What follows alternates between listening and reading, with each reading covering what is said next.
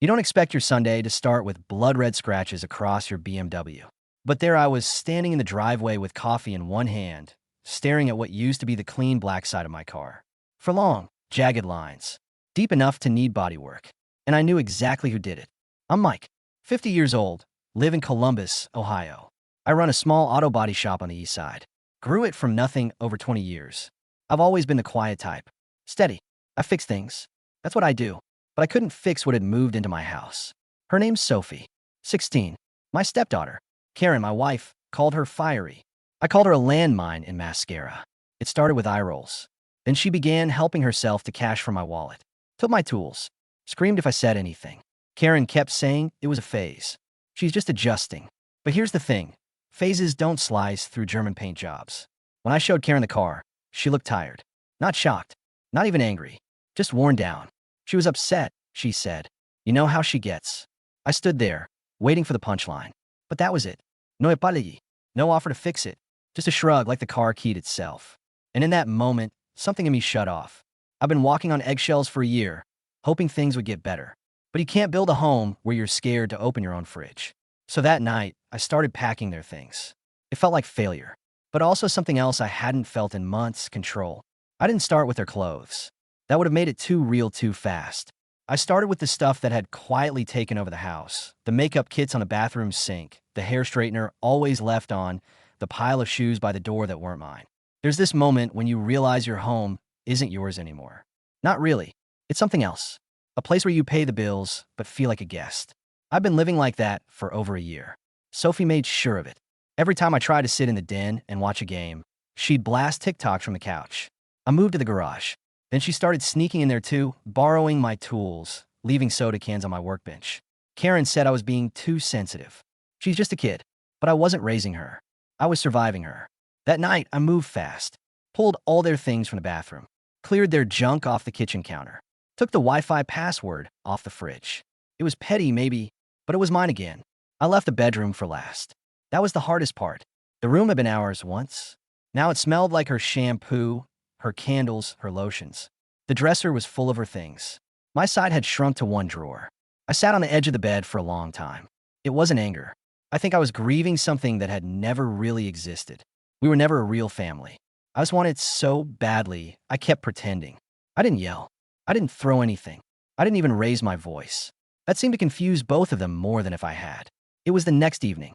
I waited until Sophie got home from school, dropped her bag on the floor like she always did, and started raiding the fridge like she paid for it. Karen came in 10 minutes later, asking what smelled weird, like that mattered. I told them they needed to leave. Karen stared at me like I'd spoken a different language. Sophie rolled her eyes so hard I thought she'd fall over. And then the questions started. What did I mean? For how long? Where were they supposed to go? I told them I didn't care. Not to be cruel, just because I didn't. I was done caring more than they did. Karen asked if this was about the car. I said it wasn't just the car. It was about everything. A year of disrespect, chaos, and excuses. A year of feeling like a stranger in my own life. She said I was overreacting, that I was throwing away a marriage over a teenager's mood swings. I told her no, I was saving what little was left of myself. And that felt true. Sophie muttered something under her breath and stomped off to her room. Karen followed. I didn't stop her. They left 2 days later. Karen's sister came with a van. I didn't help load anything. When the door closed behind them, the silence hit me like a wave. Not empty, just clean. I sat on the couch that night, turned on the TV, and for the first time in a year, nobody changed the channel. The first night was weird. I kept expecting to hear footsteps upstairs, slamming doors, that fake little laugh Sophie used whenever she was texting some boy and wanted attention. But it was just silence, heavy like a thick blanket. I thought it would feel lonely. It didn't. The next morning, I walked into the kitchen and everything was exactly where I'd left it. No dirty bowls in the sink. No half-empty milk carton on the counter. My coffee mug was still on the coaster. I just stood there for a second. You don't realize how much you've adapted to chaos until it's gone. I spent the next few days reclaiming the place. Rearranged the living room the way I actually liked it. Tossed out the essential oils and bath bombs from the bathroom. Took down the wall art Karen ordered online. The ones with words like blessed and live laugh love. That crap always made me feel like I was walking through a waiting room. I even fixed the leaky faucet in the upstairs bathroom just because no one was interrupting me anymore. At work, People noticed I was quieter, but in a good way. One of my mechanics said I looked unbothered. I like that. Unbothered. I didn't miss them. I missed the idea of them, the version of family I had pictured when we got married. I kept chasing that version like it was real. But now I could see it clearly. It never was. And now the house felt like mine again. Not just because their stuff was gone, but because I wasn't shrinking anymore. It was around 6 weeks after they left when I heard about them again. I wasn't looking for updates. I wasn't checking social media or asking anyone. But word has a way of finding you, especially in a town like this. One of the guys at the shop, Carlos, was talking about a broken-down Nissan some woman had brought in. Said it barely made it into the lot, bumper half hanging off, check engine light screaming. I was only half listening until he mentioned the name. Her daughter's the brat who used to scream at you when she came in, he said, laughing. That chick, Karen? I looked up from the invoice I was writing.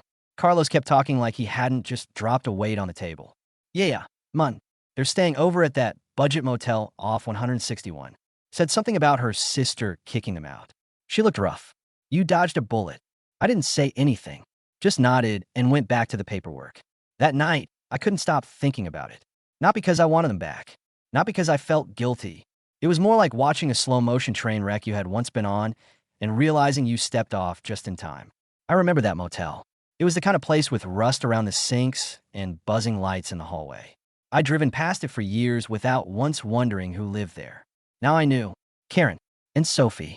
I pictured Sophie on a stained mattress, still scrolling through her phone, still full of spite, but now nowhere to aim it. And Karen, probably pacing, looking for someone else to lean on. Maybe she was starting to realize I wasn't the villain after all, but I didn't feel any joy in it. That surprised me. I thought I'd feel vindicated. Like, see, you backed the wrong horse. But instead, I just felt distance. Like it had all happened to someone else.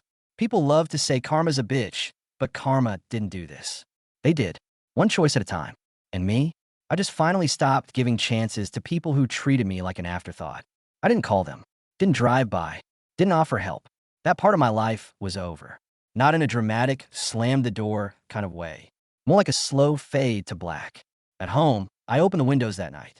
It was early spring, just warm enough to let the breeze in. The air smelled like wet grass and cold concrete. Clean. Honest. I sat on the porch with a beer and watched the sun slip behind the trees. Somewhere in that moment, I realized I wasn't just recovering, I was healing. And healing doesn't always look like triumph. Sometimes it just looks like peace. Looking back, I can't even pretend the signs weren't there. They were. Big ones, too. Not hidden, not subtle. I just chose not to see them. Or worse, I saw them and told myself they didn't matter. Like that night, 3 months into the marriage, when Sophie called me a loser at the dinner table. Straight to my face. Karen didn't say a word. Just kept eating. I remember thinking, she must be tired. She'll talk to her later. But later never came. Or the time I bought concert tickets for all 3 of us, some indie band Karen liked. Sophie complained the entire ride there, said I was lame, said the band sucked. Karen just laughed like it was cute. We ended up leaving halfway through because Sophie wasn't feeling it. That's how it always went. Sophie would throw the match. Karen would act like the fire didn't matter, and I'd be the one left sweeping up the ashes. I kept thinking love would fix it. That if I just stayed calm, if I kept showing up, if I stayed steady, things would settle down. That's what men like me are taught. Be the rock. Be patient. Ride out. But the truth is, some storms aren't meant to be weathered. They're meant to be walked away from. And I should have walked a lot sooner. I think part of me didn't want to fail twice. My first marriage ended quietly, with mutual sadness and not much drama. We just grew apart. But this time, I told myself I was older, wiser, ready to make it work no matter what. That no matter what nearly broke me. It wore me down in small ways. I stopped playing music in the house. Stopped inviting people over. I started skipping lunch at work so I wouldn't have to go home early. I didn't even notice how small I'd become until they were gone. That's the thing about slow damage. You don't see it until the light comes back in. I kept a photo from our wedding for a while. It sat on my dresser, face down. I couldn't bring myself to throw it away. But last week I finally did. Not in anger. Not with ceremony.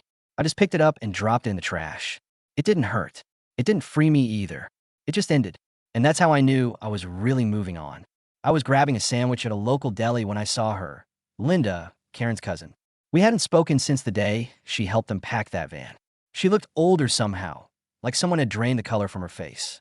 I thought about pretending not to see her, but she walked right up to me, fast like she'd rehearsed it. "Mike," she said, "you got a minute?" I nodded, not because I wanted to talk, just because I was done hiding. She looked me over like she was still trying to decide how angry to be. I just don't understand how you could throw them out like that. Sophie's just a kid. I didn't flinch. A few months ago, that would have hit me right in the chest, made me second guess everything.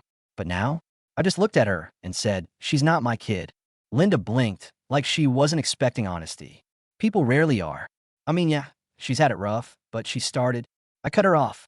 I had it rough too, Linda. Every damn day in my own house. She sighed. You should have been more patient. Karen loved you. Yeah, I said, but not more than she feared her daughter. That shut her up. She shifted, clearly uncomfortable, but not ready to back down. They're not doing well. I nodded. I heard. That doesn't bother you. I thought about that for a second. It would have, if they'd ever once worried how I was doing. She didn't say much after that. Just gave me a tired look and walked out without ordering anything. I finished my sandwich and drove back to the shop, and the whole way there, I kept thinking about how quiet it had been inside me. Like the conversation didn't stir up anything at all. That was new. People love to assign guilt to the nearest steady person. The one who doesn't scream or fall apart. The one who doesn't tell their side. But just because I didn't blow up doesn't mean I wasn't breaking. I broke plenty. I just did it in silence. Now, there's no more guilt. Not mine, anyway. They can keep theirs. I've done my time. That night, I went home, poured myself a drink, and sat on the porch while the streetlights blinked on one by one. Let people say what they want. I'm not defending peace to anyone who's never had to earn it. There's this little park on the west side, Franklin Meadows. Nothing fancy. A couple of trails, a man-made pond with ducks that never seemed to leave, even in the cold. Karen used to love it. Said it was her quiet place. We go there on Sundays, sit on the bench near the water, and sip coffee from the gas station across the street. I hadn't been back since she left. Didn't even drive past it. But last weekend, I had time and no excuse. So I went. The place looked the same. Same cracked path, same resting bench, same quiet. I sat down and waited to feel something. Regret, maybe. Or sadness. Or longing. But nothing came. Just the wind and the water and a couple of kids throwing bread to ducks. I remember the day we first came here. It was early spring, chilly but bright. Karen leaned her head on my shoulder and said, "It feels safe here." I didn't answer then. I just smiled. But inside, I wanted that to be true so badly. I wanted her to feel safe with me. I wanted to build something solid. But now I wonder, was she ever really with me? Or was she always trying to escape something else? When we sat here, she'd talk about new beginnings. Starting over. Healing. It all sounded beautiful. But maybe I was just her stepping stone, something to land on while she caught her breath. I used to think that meant I failed. Now, I think I was just convenient. And that hurts less than it should. I looked across the pond and saw a couple walking slowly, hands clasped, maybe where we had walked before. They looked calm, real, not performing. That was the difference. Karen always made everything look good on the outside. Smiles in public, posted photos, holiday cards with matching sweaters. But at home, it was eggshells and tension. Her version of love was an image. Mine was an effort.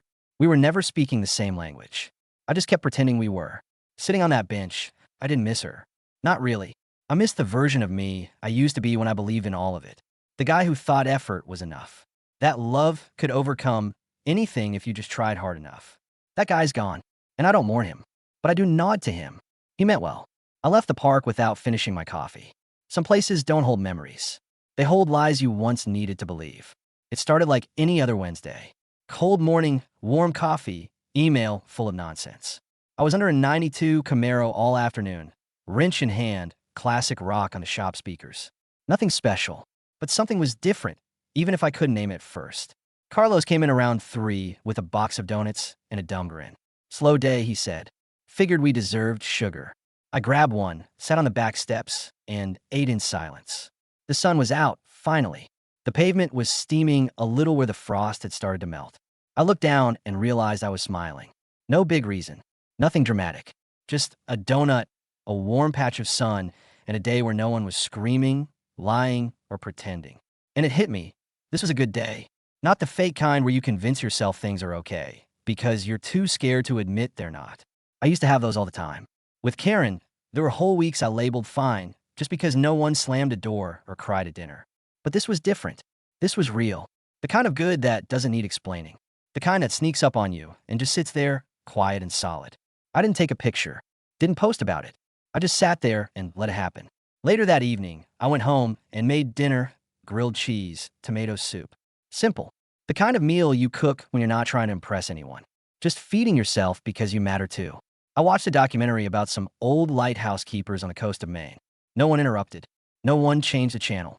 I didn't realize how much I missed having space until I had it back. Somewhere in the middle of that quiet, I realized something. I don't want anyone back. Not Karen, not Sophie, not the chaos, and not even the fake peace I used to beg for. What I want now is this. My life, unremarkable and completely mine. The kind of life where a donut on a sunny afternoon can be enough. It came on a Thursday. I was in the garage, working late on an old Silverado when my phone buzzed in my back pocket. No one calls me much these days, so I checked it. Voicemail. From a number I didn't recognize. Columbus area code. I stared at the screen for a while. Didn't call back. Just hit play. It was Karen. Her voice was quiet. Smaller than I remembered. No anger, no edge. Just this tired, cracked softness that caught me off guard. Hey, Mike, I don't know if you'll hear this or care.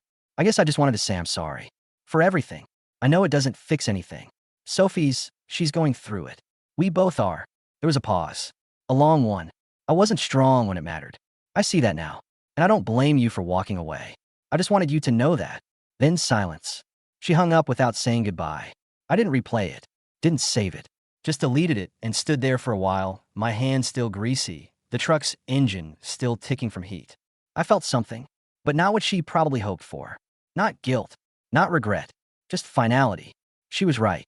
She hadn't been strong when it mattered. And I'd spent too long trying to carry us both. I think she believed that calling me would open something back up. Some window, some soft place in me that still wanted her.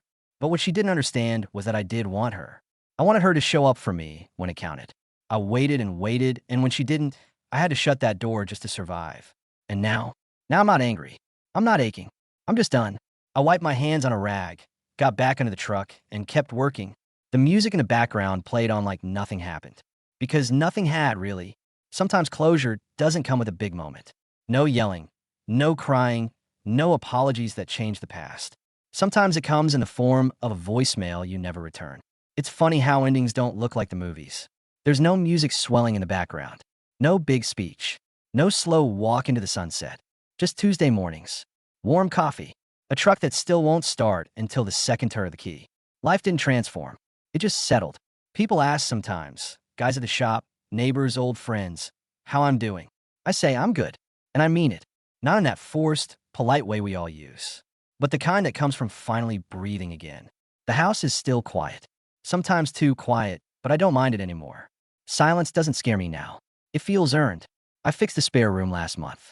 Painted the walls. Patched the hole Sophie put in with a boot during one of her tantrums. Now it's a clean space. Maybe I'll turn it into a reading room. Or not. It's mine either way. I don't go looking for love anymore. I don't rule it out either. I'm not bitter. I just know what it costs to love someone who doesn't love you back the same way. And I'm not willing to pay that price again. The truth is, I'm proud of what I did. Not for kicking them out, but for finally choosing myself after years of pretending everything was fine.